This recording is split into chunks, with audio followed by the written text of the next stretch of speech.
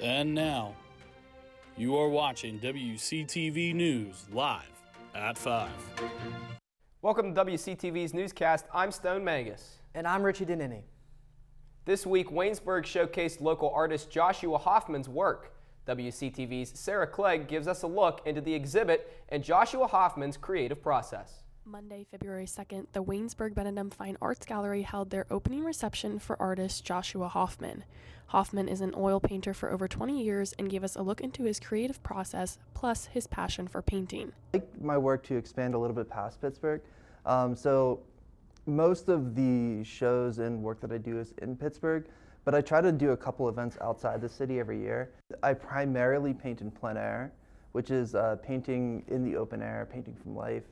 A lot of my work's done in one or two sessions, and I try to finish about a work every day. Hoffman's paintings are available to purchase on his website at joshuahoffmanart.com. I paint very directly. I'm very into process and thinking about my process, like evaluating the way in which I set up, the way I paint, the palette that I use, the brushes that I use. The gallery will be open until February 26th, Monday through Friday from 9 a.m. to 4 p.m. For WCTV, I'm Sarah Clegg. Yesterday, Waynesburg University hosted their God Cares seminar. This week's topic was about sports. WCTV's Wyatt Clatterball gives us a closer look at what was discussed during the seminar. Every Wednesday at noon in the glass room of the Benedum Dining Hall, Waynesburg will be hosting a God Cares About series. This week was God Cares About Sports. Head coach of the men's soccer team, Trey Lunger, shared his thoughts on what he hopes students took out of his sermon. I mean, it's this idea that your relationship with Christ is not bifurcated into these sections. Sport, competition, winning and losing, it is all part of what it looks like to have a relationship with Christ and also walk with others in that. And so as a result of that, there's complete freedom to go out and compete. And so looking at that and diving into how we look at those opportunities then to grow, to be shaped through adversity is something that, regardless of life and whatever sport or venue you might be in, is an awesome opportunity to grow. Students, faculty, coaches, and staff all attended this event to hear about why sports is important to God and why you should trust God when playing sports as well. Josh Smith, who is a member of the men's soccer team here at Waynesburg University, shared his thoughts on what he hopes students took out of this event. Yeah, just the fact that that God cares about sports, that God cares about the way we compete, how we compete, and why we compete. That God cares that these things are being used for His glory and to make us more like Jesus. Ultimately, I just think Waynesburg is a great place, especially for our athletics, that we continue to strive to have Christ-centered at everything. Just take it about that we have coaches here that care about the kids spiritually, and that that God ultimately does care about our athletics. To learn more about the God Cares About series, you can contact Professor Rebecca Giuliano, or you can come attend this event yourself Wednesdays at noon. For WCTV, I'm Wyatt Clatterball. Last Thursday, Waynesburg University took students to the Penguins game against the Chicago Blackhawks. The event cost students $25 for a ticket, and students were shuttled by a bus to PPG Paints Arena. For many students, the game was more than just hockey. It was a chance to connect, unwind, and have fun while representing Waynesburg University. Coming up for Waynesburg students is Basketball Best Trick Shot Tournament. Hosted by Student Activities Board, students can participate at half times of both the men's and women's basketball games. Monday, February 9th at 8 p.m., SAB will be hosting Valentine Bingo. Both SAB activities are free to Waynesburg University students. Eberly Library will be hosting a snack and game night February 20th at 6 p.m., plus a trip to see Wicked at the Benedum Center on February 11th.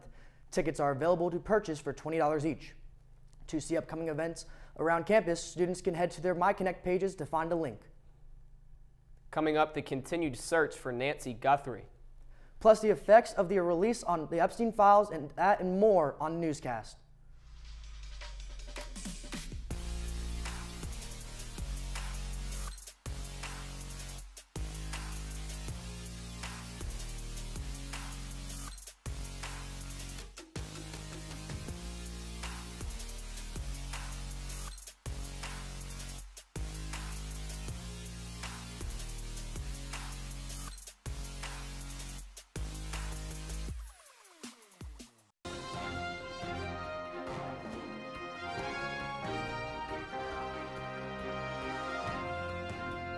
Welcome back to WCTV's Newscast.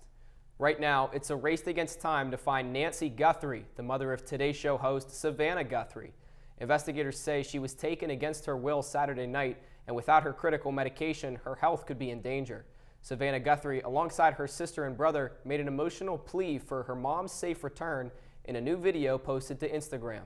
Maribel Gonzalez is at the scene of the alleged crime, Guthrie's home. The Guthrie family's urgent plea comes on the same day that multiple law enforcement agents, including some from the Phoenix FBI, were back here at the Guthrie home collecting what appeared to be evidence. Sniffing dogs were also at the scene. Our mom is our heart and our home. A gut-wrenching plea from the Guthrie siblings for their mother's safe return after her apparent abduction from her home. She is without any medicine. She needs it to survive. She needs it not to suffer.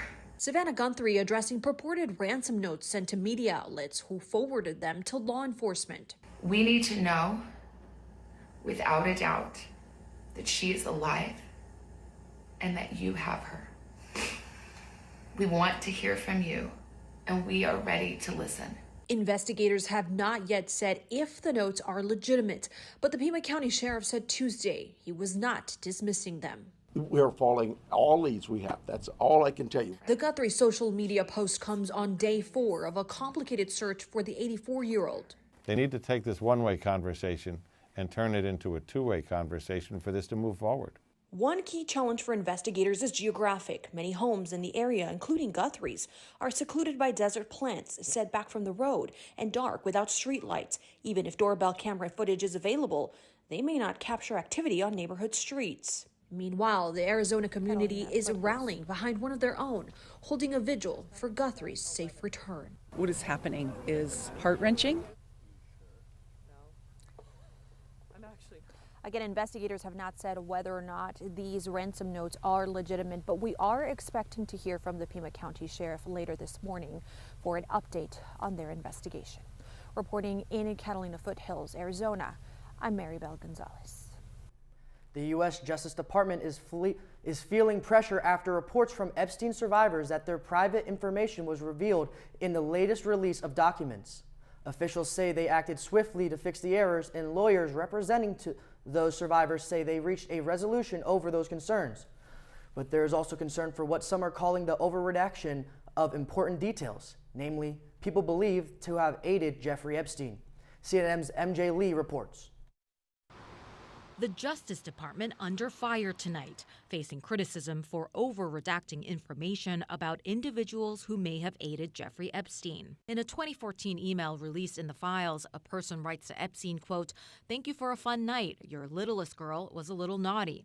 But the identity of the individual who wrote that message is redacted. And in this image of Epstein's inner circle from the files, we see associates like convicted co-conspirator Ghislaine Maxwell and Epstein's assistant Leslie Groff, but several others in the graphic are blacked out. The release files also showed numerous email exchanges that appear to describe the procurement of women. New Brazilian just arrived, sexy and cute, 19 years old. A 2013 email to Epstein reads from someone at a Paris modeling agency.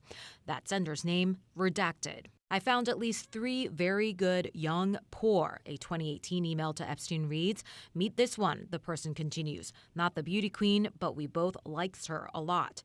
This sender's name, also redacted. A DOJ official said in a statement to CNN, any fully redacted names are of victims. In many instances that it has been well documented publicly, those who were originally victims became participants and co-conspirators. We did not redact any names of men, only female victims. Names of law enforcement officers were also among the redactions. Also included in the released Epstein files, a highly controversial draft indictment from the 2000s that would have charged Epstein along with 3 others. They were described as having been employed by Epstein and having conspired to persuade, induce, and entice individuals who had not attained the age of 18 years to engage in prostitution. Their names are redacted. So you have a Justice Department that's leadership leadership cared more about protecting the men who committed these crimes than the survivors who were victims of the crime. The law that forced the DOJ to release the Epstein files mandates the DOJ to make certain redactions, such as identifying information about victims and child pornography. Some individuals who helped connect Epstein with young women were also victims. Deputy Attorney General Todd Blanche acknowledging errors were made and that his department is working around the clock to correct failures to redact victims' information. You're talking about pieces of paper that stack from the ground to 2 Eiffel Towers. And so the minute that a victim or their lawyer reached out to us since Friday, we immediately dealt with it and pulled it down, and we're continuing to do that. We knew that there would be mistakes. Epstein survivors are outraged. Publishing images of victims while shielding predators, it's just a failure of complete justice. Why should anybody come forward? Because the justice system is not going to be the justice system. MJ Lee, CNN, Washington, D.C. Chrysler is recalling more than 450,000 vehicles over a defect that could cause trailer brake lights or the brakes themselves to fail. Traffic safety officials say the faulty modules may prevent trailer brake lights from illuminating or cause trailer brakes to stop working altogether, increasing the risk of a crash. The recall includes 2026 Jeep Cherokees and 2024 through 2026 Jeep Wagoneer S models. 2025 and 2026 Ram 1500 through 5500 series trucks are also included in the recall. Dealers will replace the defective modules for free. Fears of a modern nuclear arms race are rising.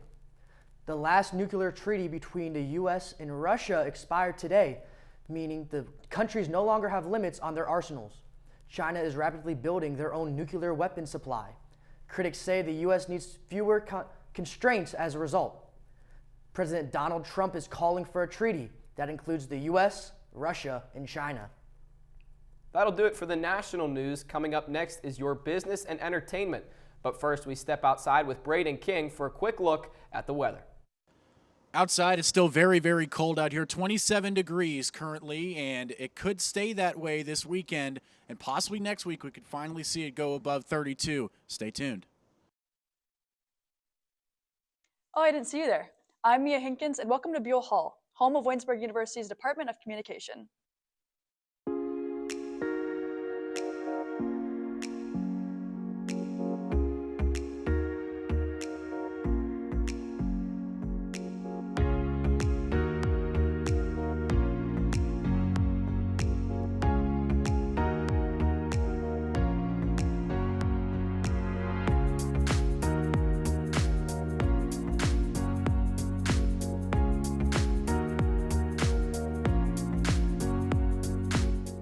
If you visit our campus, you'll have the opportunity to attend some comm classes, enjoy lunch with our students, and watch us in action.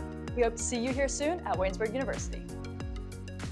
To schedule your personal visit, go to waynesburg.edu/admissions/schedule-visit. Come grow with us at Waynesburg University.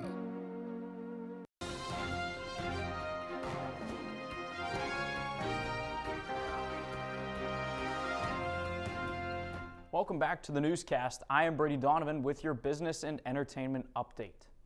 The Washington Post is going through with the expected mass layoffs. On Wednesday, employees were told to stay home and join a Zoom call where leadership announced what it called significant actions across the company. Sources say the actions include shutting down almost the entire sports section, canceling the Daily Post Reports podcast, and restructuring the paper's Metro desk. There are also plans to shrink the paper's international coverage.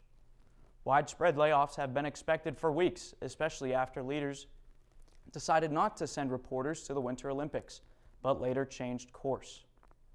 Pizza Hut is closing hundreds of locations across the U.S. due to declining sales. In an earnings call Wednesday, parent company Yum Brands said it will be closing 250 Pizza Huts. The reason? Underperforming. The 250 closures amounts to about 3% of the chain's locations nationwide. Pizza Hut has struggled lately, and especially against its biggest rival, Domino's. Yum Brands said in November it was considering various options for the chain, including a possible sale.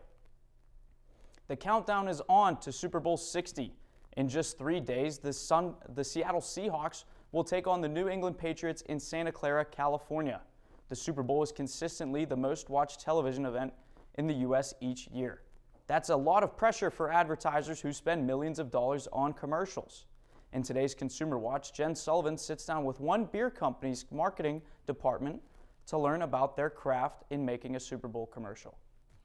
When it comes to Super Bowl commercials, why didn't they invite us? Well, we're salty. The competition to win your attention may be just as fierce as the competition on the field. When you talk about the Super Bowl, the pressure is always high. Ricardo Marquez is the vice president of marketing for Michelob Ultra, one of the many beer brands that's owned by Anheuser-Busch. This year's ad is called the Ultra Instructor, featuring big names like Kurt Russell, Strap in, and Lewis Pullman, who skis against NHL player and former Olympian TJ Oshie and gold medalist Chloe Kim for the ultimate prize, not having to pick up the bar tab. Here we have the opportunity to connect with an audience of 100+ million consumers. Last year, more than 127 million people on average in the U.S. tuned into the Super Bowl, according to Nielsen. It's consistently the most watched event on television every year.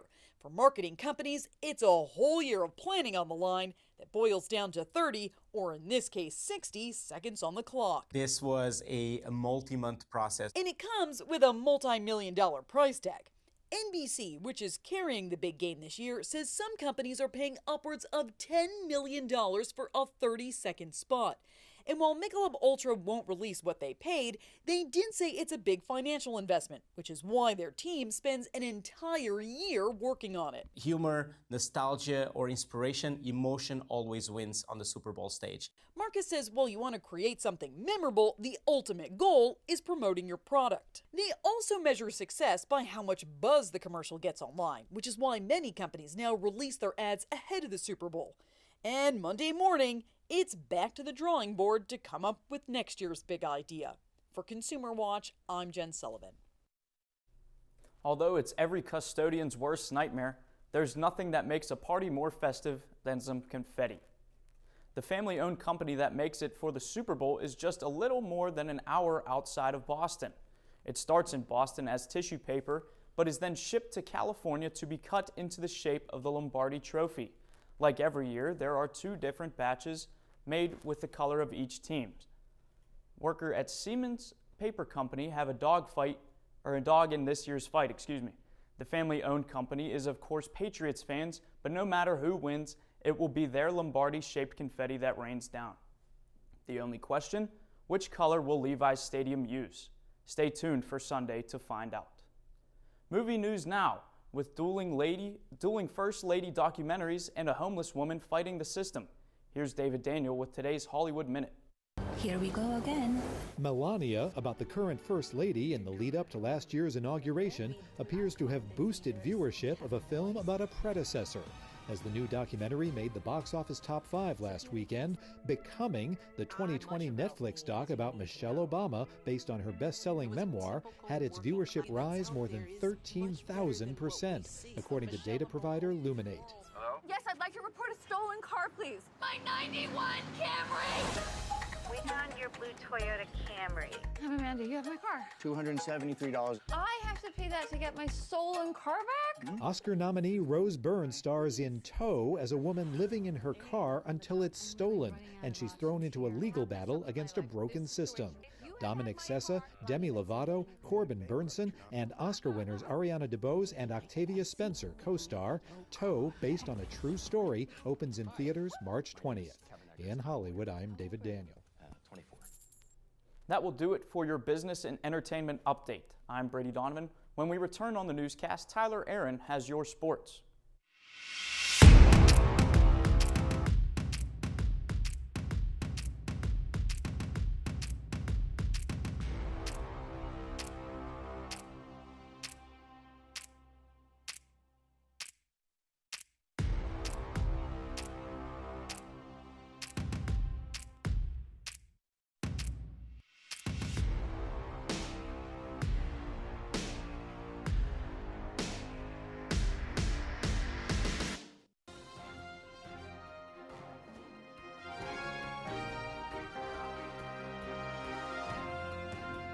Welcome back to the Newscast Live at 5. I'm Tyler Aram with your sports. Yesterday, both Waynesburg basketball teams traveled to St. Vincent College.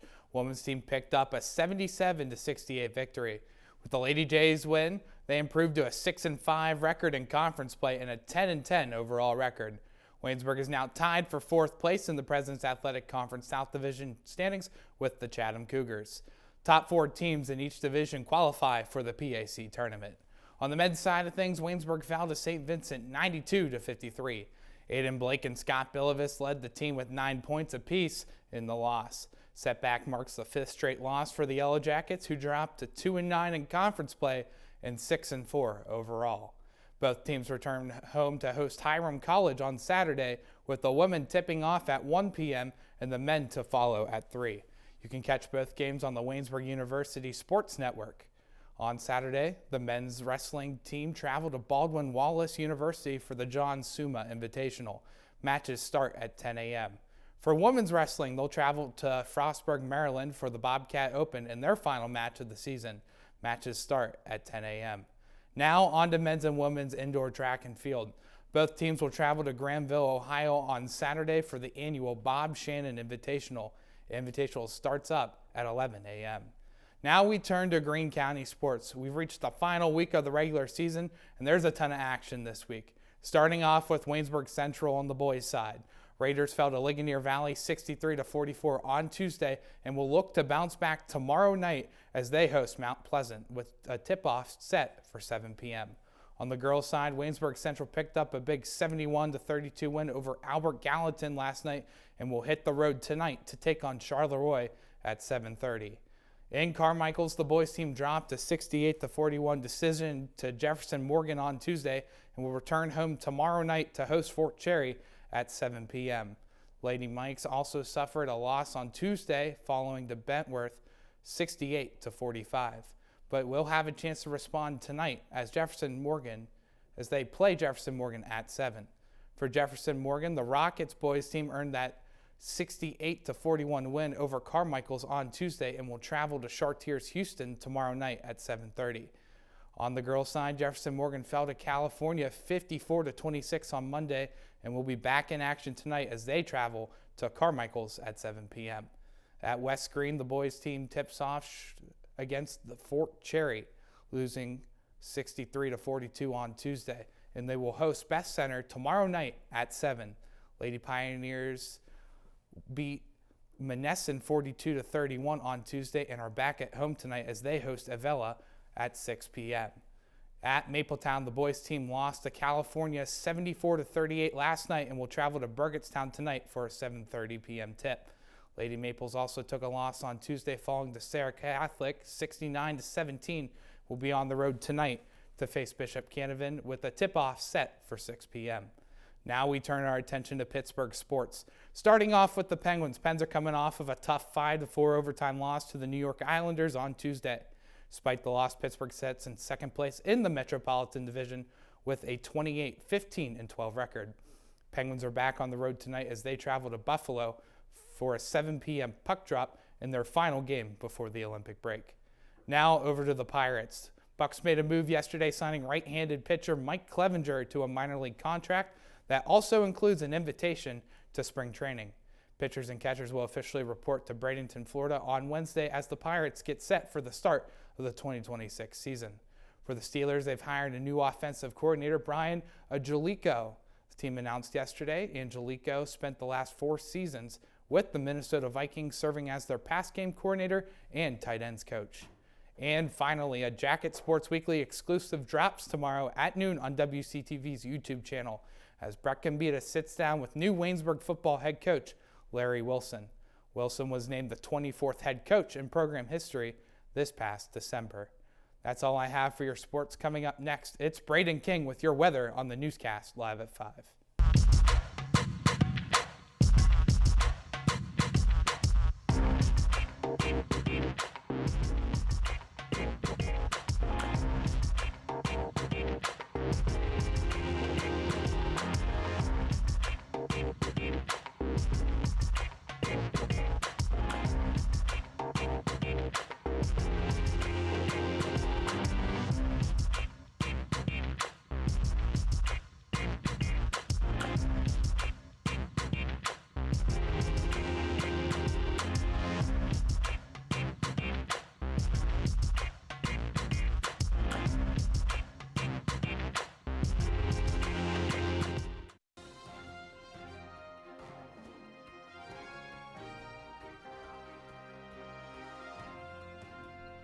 Welcome back to the newscast live at 5 on WCTV. I'm Braden King and here's your weather. As you can see, it's still below freezing right now in the borough of Waynesburg, sitting at 23 degrees. Although the wind hasn't been an issue today, it's still bitterly cold outside. A jacket and a toque on your head is a must at this point. Tonight is expected to drop into the low teens once again with a calm sky and a low of 16. Looking ahead towards the weekend, there's a possibility of another snow front headed our way on Friday. Friday has a high of 27 and a low of 10. Perfect for snowy weather and only a 65% chance of snow throughout Friday morning, but it doesn't look like there's going to be more than an inch, so don't worry about it too much. Saturday brings another awfully cold day with a high of 17 and a low of 2. At least we might see the sun just a little bit. For the big game on Sunday, expect temperatures in Waynesburg to be more of the same. A high of 24 and a low of 10. Possible flurries are in order, but I doubt it.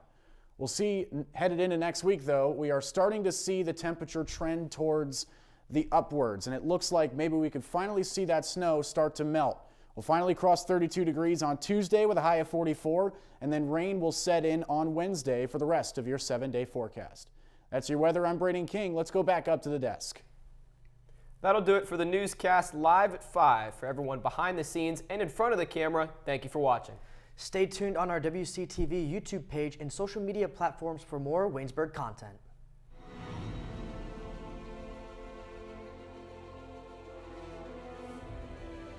This has been a production of Waynesburg Community Television.